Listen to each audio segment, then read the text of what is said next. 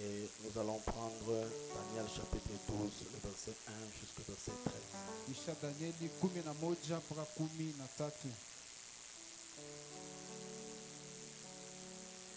70 semaines ont été fixées sur ton peuple et sur ta ville sainte pour faire cesser les transgressions et mettre fin au péché, pour expier l'iniquité et amener la justice éternelle, pour sceller la vision et les prophètes, et pour oindre les saints des saints. Sache-le donc et comprends. Depuis le moment où la parole a annoncé que Jérusalem sera rebâtie jusqu'à loin, sera rétablie jusqu'à loin, jusqu'à loin,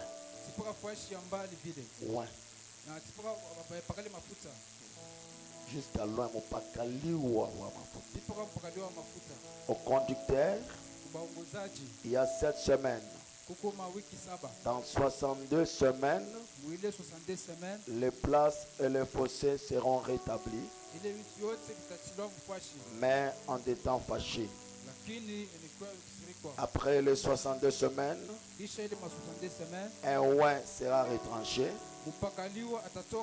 et il n'aura pas de successeur. Le peuple d'un chef qui viendra détruira la ville et les sanctuaires, et sa fin arrivera comme par une inondation. Il est arrêté que les dévastations dureront jusqu'au terme de la guerre. Ils feront une solide alliance avec plusieurs pour une semaine. Et durant la moitié de la semaine, il fera cesser les sacrifices et l'offrande. Le dévastateur commettra les choses les plus abominables jusqu'à ce que la ruine et ce qui a été résolu fondent sur les dévastateurs. 12. En ce temps-là s'élèvera Michaël, le grand chef défenseur des enfants de ton peuple. Et ça sera une époque de détresse, tel qu'il n'y en a point eu de semblable depuis que les nations existent jusqu'à cette époque. En ce temps-là, ceux de ton peuple qui seront trouvés inscrits dans les livres seront sauvés. Plusieurs de ceux qui dorment dans la poussière de la terre se réveilleront, les uns pour la vie éternelle et les autres pour l'opprobre et pour la honte éternelle. Ceux qui auront été intelligents brilleront comme la splendeur du ciel, et ceux qui auront enseigné la justice à la multitude brilleront comme les étoiles, à toujours et à perpétuité. Toi, Daniel, tiens secrète ces paroles et scelle le livre jusqu'au temps de la fin. Plusieurs alors les liront et la connaissance augmentera. Et moi, Daniel, je regardais et voici 2 autres hommes se tenaient debout, l'un en descend du bord du fleuve et l'autre au-delà du bord. Inclinons nos têtes. Dieu notre Père, nous te sommes infiniment reconnaissants pour la grâce que tu nous accordes ce soir de te rassembler dans ta maison pour écouter encore une fois de plus ta parole. Parce que c'est ta parole qui nous change, ta parole nous purifie, ta parole nous lave, ta parole nous amène à être dans l'intimité avec toi. Voilà pourquoi, Seigneur notre Père, je prie, afin que ce soir que tu viennes nous oindre l'auditoire. Je maudis la présence de chaque esprit impur. Je laisse le Saint-Esprit prendre le contrôle de toute la salle. Guéris les malades et console les affligés. Au nom de Jésus-Christ, notre Père, nous avons supplié. Amen. Nous sommes en train de parler sur les subis de la visite de Gabriel à Daniel. Nous avons parlé sur les 4 buts de la visite de Gabriel à Daniel. Et le dimanche, nous avons parlé du 4e point, qui est celui d'amener la justice éternelle. Et maintenant, ce soir, nous voulons parler sur le 5e but pour lequel l'ange est venu à Gabriel. L'ange Gabriel est venu à Daniel.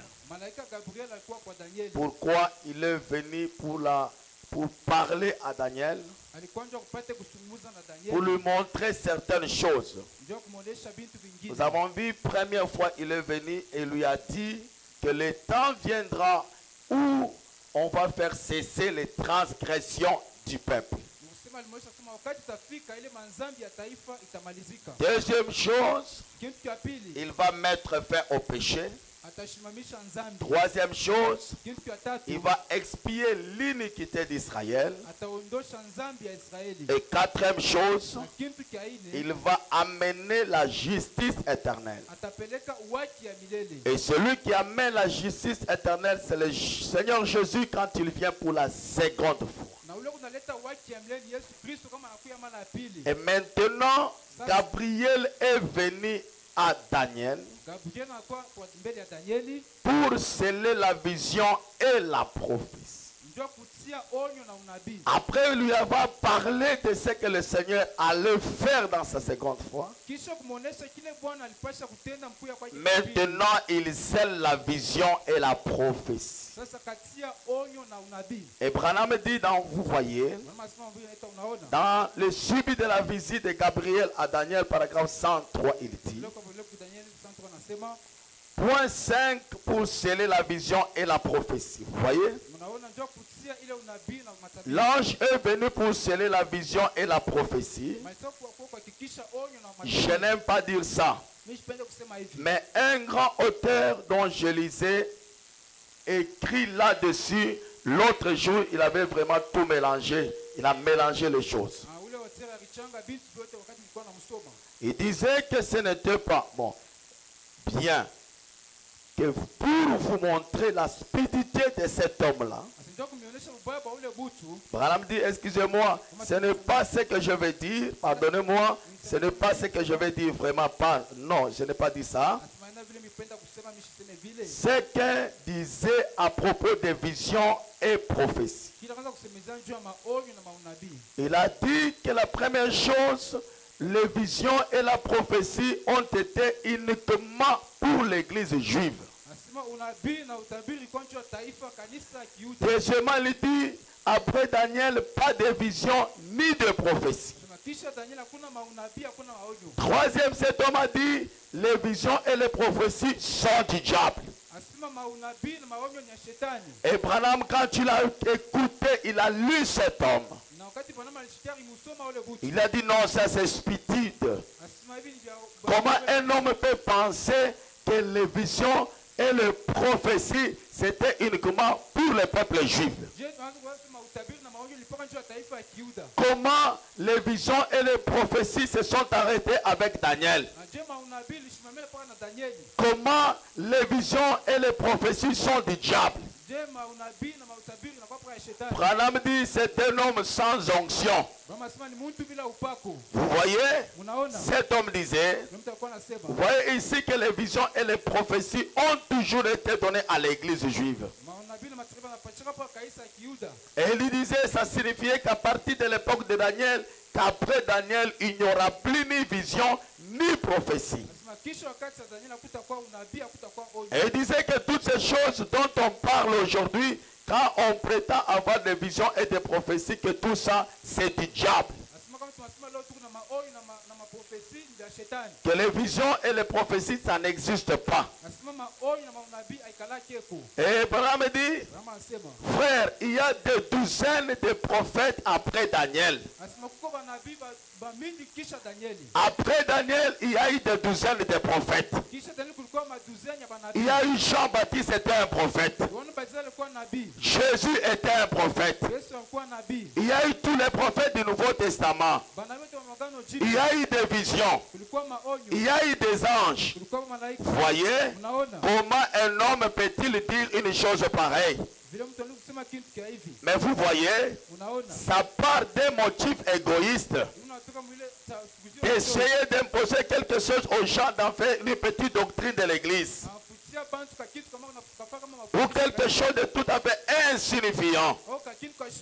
Et que les gens prennent ça pour la réalité. Si les gens n'ont pas le Saint-Esprit, ils seront séduits par ça. Les visions, les prophéties, les anges existent encore dans notre église. Ça ne s'est pas arrêté avec Daniel. Après Daniel, il y a eu des prophètes. Jésus était prophète. Jean était prophète. Et il y a encore des prophètes ce soir. William Branham était un prophète. Il avait des visions. Il avait des prophéties. Et ça continue à accompagner l'église. Les visions et les prophéties n'étaient pas seulement pour l'église juive. C'est pour toutes les églises. C'était pour l'église juive. C'est aussi pour l'église des nations. Et c'est pourquoi nous croyons que Dieu ne parle pas des visions. Dieu parle par la prophétie.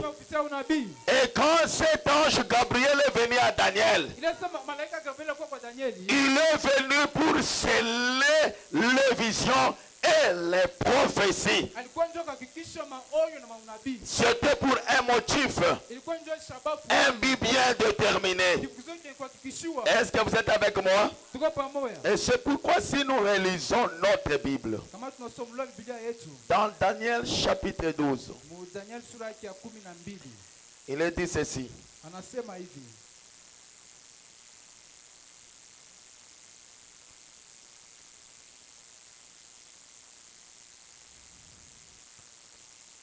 En ce temps-là s'élèvera Michaël, le grand chef, le défenseur des enfants de ton peuple.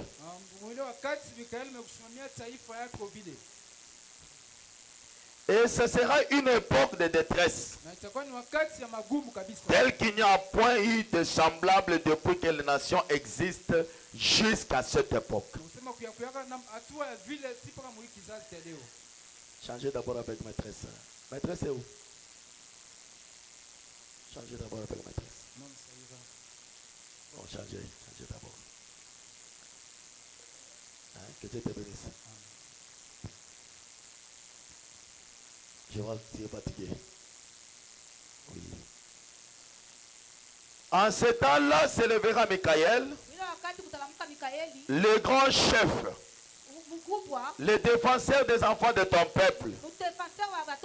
Et ça sera une époque de détresse, tel qu'il n'y a point eu de semblable depuis que la nation existe jusqu'à cette époque. En ce temps-là, c'est dans ton peuple qui seront trouvés inscrits dans les livres seront sauvés. Que le peuple juif, leur nom sera inscrit dans les livres. Et c'est ce peuple-là qui sera sauvé.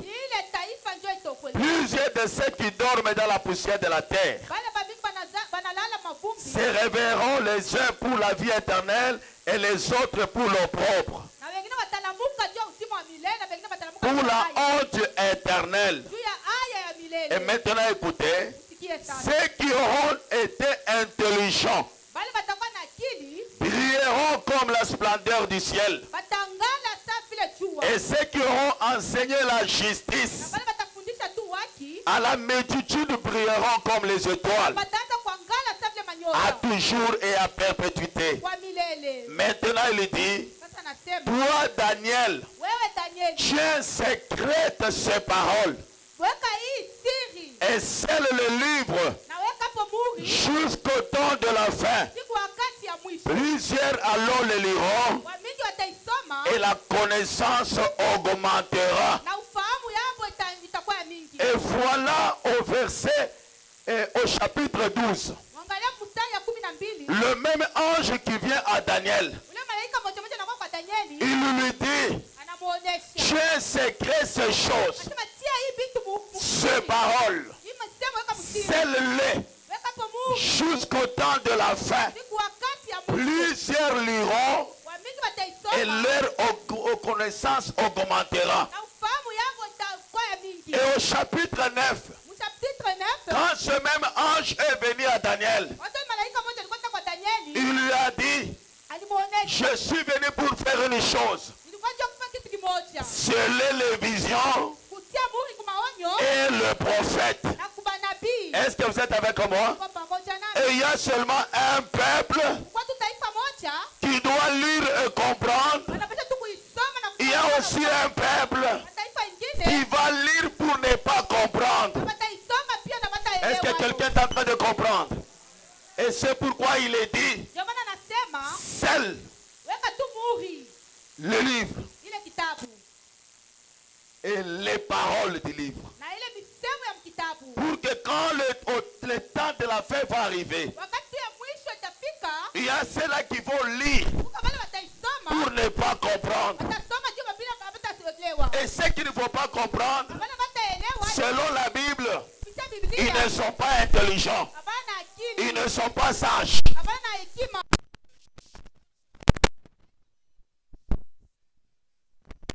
Aux sages. Mungu anaelewa pale watu kama akili na hekima. Parce que quand les sages et les intelligents vont lire, Wakati watu wa akili na hekima ils watasoma, vont comprendre. wataelewa hayo. Ils diront Amen. Watasema amina. Est-ce que quelqu'un est avec moi? Kuna mtu pamoja nami. Et c'est pourquoi, Ndio kwa maana quand la parole sort, mtu nani anatoka, tu dois fournir l'effort de comprendre utakuwa nguvu yote ce usikie. que Dieu parle. Ile Mungu ako nasema. J'aime entendre Amen. Napenda kusikia Et c'est amina. pourquoi quand vous venez, Wakati tu unakuya, ne venez pas avec un esprit partagé. usikue na roho ile cha kuigawanya. On ne vient pas comme ça à Dieu. Kwa vile kumbele ya Mungu, On doit avoir un cœur disposé à recevoir. na roho ya tayari mkuipokea. Est-ce que quelqu'un est avec moi?